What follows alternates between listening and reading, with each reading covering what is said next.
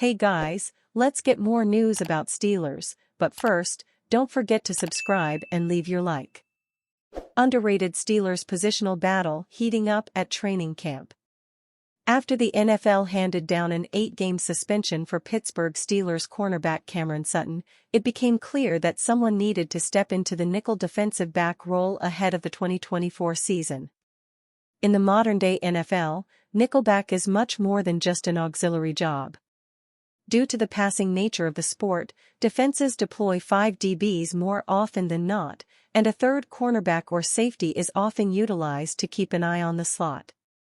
That will likely be Sutton's role during the latter half of the year, but until then, an underrated training camp competition has developed between undrafted rookie Beanie Bishop and veteran newcomer Grayland Arnold.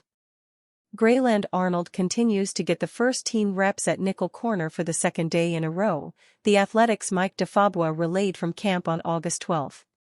That battle with Beanie Bishop is heating up. Steelers Depot's Alex Kozora also added that Grayland Arnold continues to work first-team in CB, nickel CB, while Beanie Bishop is with the twos. And PennLive.com beat reporter Nick Farabaugh informed, Grayland Arnold is everywhere. On August 12. Just had a blitz that would have been a sack. Made a physical run fill earlier in team run. Having a day so far. If the first preseason game is any indication of what will happen in Week 1, Arnold appears to have taken over as the current starter at nickelback. The Steelers starters didn't get much burn against the Houston Texans. And Arnold, who was on the field for just 5 defensive snaps, played a similar amount as starting cornerback Dante Jackson. Arnold was targeted once over the course of those 5 snaps according to Pro Football Focus, allowing a 15-yard reception. He graded out adequately overall, despite the first down catch he surrendered. Bishop was given more run against the Texans, logging 20 defensive snaps. The rookie's coverage grade was worse than Arnold's, allowing 3 of 3 targets for 31 yards. He did impress as a tackler, however, with 4 solo tackles and a grade of 79.7 out of 100 in that regard. DeFabua also noted that 2023 7th-rounder Corey Trice Jr. received first-team reps at cornerback on August 12 with Jackson not practicing. The Steelers' secondary feels like a wide-open competition behind the starters, making it difficult to predict which players will end up securing a roster spot at cornerback and safety, although Trice appears to have a leg up. A to Z Sports Pittsburgh reporter Rob Gregson stated that corner might be the toughest position to cut on the Steelers this year during an August 12 53-man roster projection. After confirming that Bishop and Arnold have been battling for the job in the slot, Gregson wrote that the outside CB competition could come down to some form of Trice Jr., Anthony, Averett, or Darius Rush, with all having their fair share of moments through this portion of the preseason. During his own roster projection on August 5, Pittsburgh Post-Gazette beat reporter Ray Fittipaldo expressed that the hope is Trice can be the top backup at outside corner.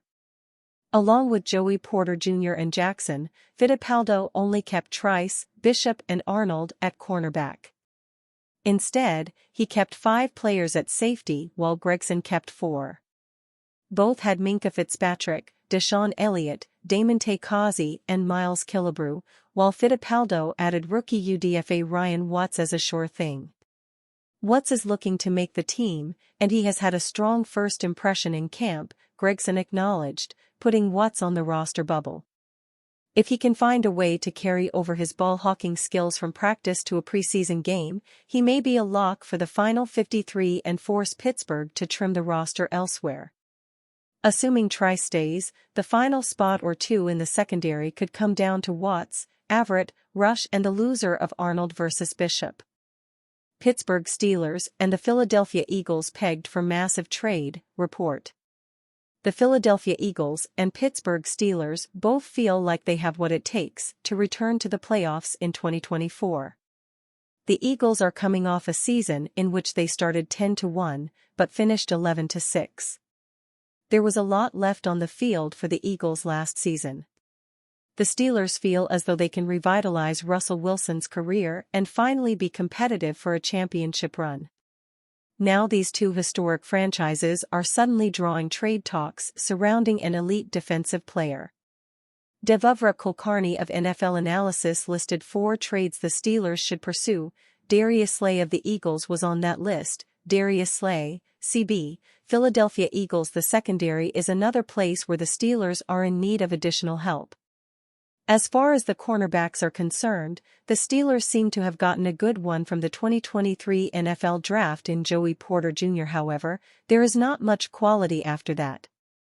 -0:30 The Steelers need to look for an experienced cornerback to play opposite Porter.